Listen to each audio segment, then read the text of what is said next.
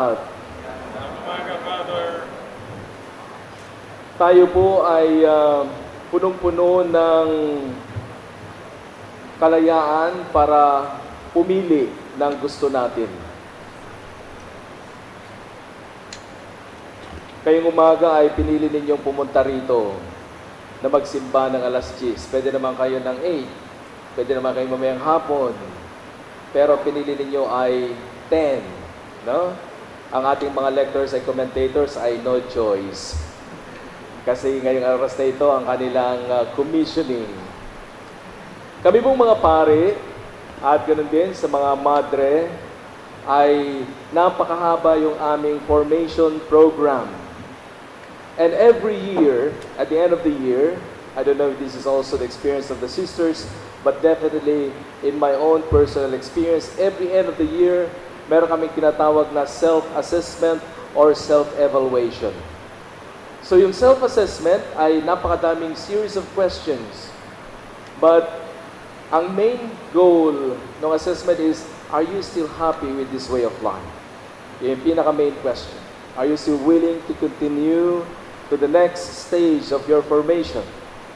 And if you will say yes, that is your personal decision. So, ang aming formation program, it lasts up to 10 years, sometimes 11. And every year, you evaluate yourself. Kaya, hindi pwedeng sabihin ng isang pari na napilitan lang siyang magpari. No? O kaya ang madre na napilitan siyang magmadre. Kasi, it's your own free will. You're giving yourself completely free in the service of the Lord. You chose the Lord rather than choosing a personal life, a family life, or to be with your parents. So, for me, meron pong 2 beses na ako ay na-test. 2 beses akong na-test nung ako ay nasa formation program. I think this is my second and third year in theology. Meron akong nakilalang isang mayaman na may-ari ng isang kumpanya. Very close kasi girlfriend niya yung isang Pilipina. So, naging close kami, and then he knew na I'm studying to be a priest. And he's a Catholic, but he's not a, hindi siya yung nasa Latin Rite. Kasi taga-Egypt siya. So, nung tinatanong niya sa akin, do you have salary? Sabi ko, wala kaming salary. And then sabi niya sa akin kaagad is, do you want to work for me? Gusto mong magtrabaho at magkapera kasi wala kang pera dyan. No? Sabi ko sa kanya is, no, I'm studying to be a priest. Sabi ko ganyan. And then, hindi siya tumigil. Sa loob ng 5 taon, laging ganon. Sabi niya, my company is still waiting for you. Kahit ngayon, minsan tinatanong pa rin niya ako, do you want to come to Australia and stay here? So, yung temptation ay nandun, no? For a better life. Kaya nga, minsan, yung pagpasok sa mga ganitong buhay, mahirap kapag walang grasya. Mahirap kung wala kang dedikasyon. Mahirap kung hindi mo pipiliin. Pero, the only way that you can persevere is through the grace of God and also your personal conviction that this is what the Lord wants you to do. And I'm sure this is applicable to all vocations. Lahat kayo, when you chose to be a married person, you chose to be faithful to that partner for the rest of your life. Maraming mga temptations din, no? Sa mga opisina, sa mga ka-workmates, sa mga friends, lalo ngayon, social media, napakadaling mag-text personally, person to person. Second temptation sa akin ay meron akong nakilalang isang napakagandang babae. Siya ay isang taga-Greece. Napakaganda talaga. And then, we started to go have a coffee. Kasi, di ba, normal naman sa atin yung mag-coffee. Let's have a coffee. Then, kwentuhan ng buhay sa seminary, buhay niya bilang isang doktor. And then, one day, nagulat ako. Kasi sabi niya, when are you moving to my house? My house, there's a room vacant in my house. Kasi pinaalis ko na yung aking anak. And then nagulat ako, sabi ko, what do you mean? Oh, I thought we're having a relationship because we're having coffees. Dahil lang pala sa kape-kape, nahulog na siya. Ganun pala ako kapogi that time. And then, I had to email her. Sabi ko, I think there was a misunderstanding. And from that day, hindi na ako nakipagkita sa kanya. Because I chose to become an MGL. No? So those two big challenges in my journey, they're very promising. No? Because I came from a very poor family, poor background, at ang sinasabi ng Panginoon, I'm going to give you a challenge. Whether you choose a good life, a life with money, or you choose to become a missionary, to live through the providence of God. And I chose this. Kaya pari po ako for the past 12 years na. No? So, God has given us choices in life, my brothers and sisters. From the book of Sirach, sabi niya dito, if you choose, sabi niya, you can keep the commandments. If you choose. And sinasabi ng Panginoon, yes, you choose not to. I'm giving you that freedom not to keep the commandments. They will save you if you choose the commandments. If you trust in the Lord, you too shall live. He has set before you fire and water, to whichever you choose. Stretch forth your hand. Kailangan mong pumili. No? Ito yung pinakamagandang regalo ng Diyos. Sabi nga nila, the second to the greatest gift of God to us, apart from giving us life, is our freedom. Bakit ang daming mga kaguluhan, ang daming there's so much evil in the world? Because of abuse of this freedom. And choosing the wrong choice in life. Kaya ngayong umaga, pinapaalalahanan po tayo ng Panginoon, huwag kang manisi kung ikaw ay nasa gitna ng isang napakasalimuot na problema. Whether financial, relational, health issues. Kasi whether you accept it or not, there was a time in your journey that you chose that path. Pinili mo yan kung bakit ka naging ganyan. Kaya you have to accept na part ng aking sitwasyon ngayon, it's because of my choices in life. No? Sino dito yung mga may maintenance na katulad ko? Sino dito yung kumakain pa rin ng bawal na katulad ko? Diba sabi ng doktor? Ano sabi ng doktor? Huwag ka nang kakain nito ha, bawal sa'yo. Sino may mga diabetes? Diba sabi ng doktor, huwag kang kumain ng matatamis. Anong ginagawa natin?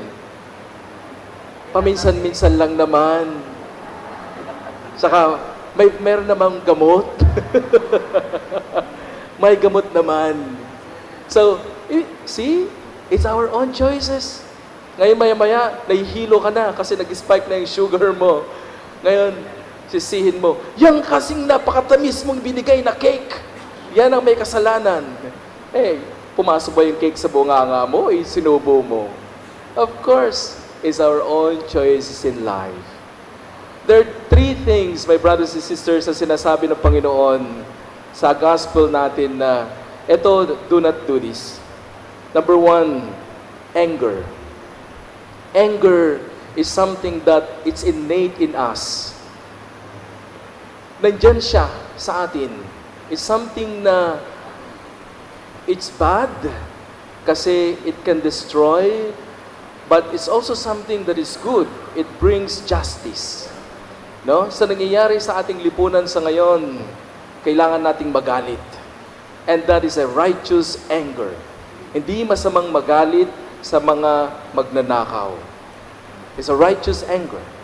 Pero masamang magalit sa isang tao dahil lamang sa kanyang kahinaan. No? Marami sa atin yung nagagalit sa mga taong may hina o mas mababa sa atin sapagkat hindi sila nakakaabot sa ating level. No? And the worst part is Kapag tayo ay nakakapagsalita ng hindi maganda, yung panlalait, pagmumura sa kanila, that's even worse. And the worst really is when you decide to kill that person. Kaya nga sabi dito is, you have heard from the beginning, thou shalt not kill. Pero ang sinasabi ng Panginoon, if you really believe that you are a son or a daughter of God, this is what you should do if you become my followers. Ang sabi niya, whoever is angry with his brother will be liable to judgment. Hindi yung physical killing, but just being angry to someone, you're liable to judgment. Kaya nga sabi ng Panginoon, bago lumubog ang araw, kailangang isettle mo na ang lahat ng iyong mga problema sa ibang tao. Do not carry that in your own bed. Do not sleep with that sin in your heart kasi it's not good for you. So, when it comes to anger, we can control. We have the power to control. Magagalit ba ako? O kaya maghinay-hinay lang muna ako, mag-isip muna ako, what about tama naman yung kanilang punto? Maaaring tinitingnan ko lang yung punto ko. Nakinig ba ako sa kanilang sasabihin?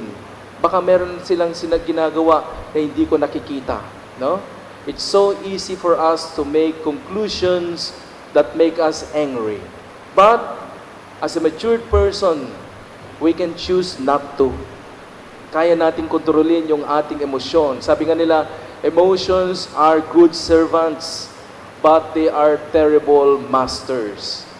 No? Huwag tayong padadala sa ating emosyon dahil mas mataas ang ating pag-iisip kesa sa ating pakiramdam. And that's what makes us human, away and different from animals. Kasi mga animals, they listen to their emotions and they act according to their emotions. But human, we don't. We analyze, we think, and we pray before we act. And second, ang sabi ng Panginoon dito, thou shalt not commit adultery. No, alam natin, masama ang makiapid sa asawa ng may asawa. Dahil ito ay nakakasira ng pamilya. Pero sabi ng Panginoon, but I say to you, everyone who looks at a woman with lust has already committed adultery with her in his heart. So even just looking, even just fantasizing, it's equivalent to the act its own. Yan ang sinasabi ng Panginoon. Kaya guard your eyes, guard your mind, nang sa ganon ay hindi tayo mabuhay sa ganitong uri ng kasalanan. So what is the Lord calling us, my brothers and sisters? Sinasabi ng Panginoon, go deeper. Go deeper. You are more than just the laws that you've heard. If you are my follower, be different, go deeper in making decisions in life. No? Go deeper. And as you go deeper, you will find peace. You will experience so many yung mga kaaway. Daming mga hindi may gusto sa iyo. But if you persist and if you stand your ground, because you know that this is the truth, it doesn't matter. Kasi sabi niya, what matters in this world is not to please other people. What matters for us who followers of Jesus is to please God. Yun ang pinakamalaga. Kahit hindi ka gusto ng lahat ng tao, ang mahalaga ay gusto ka ng Diyos. Amen? Please stand.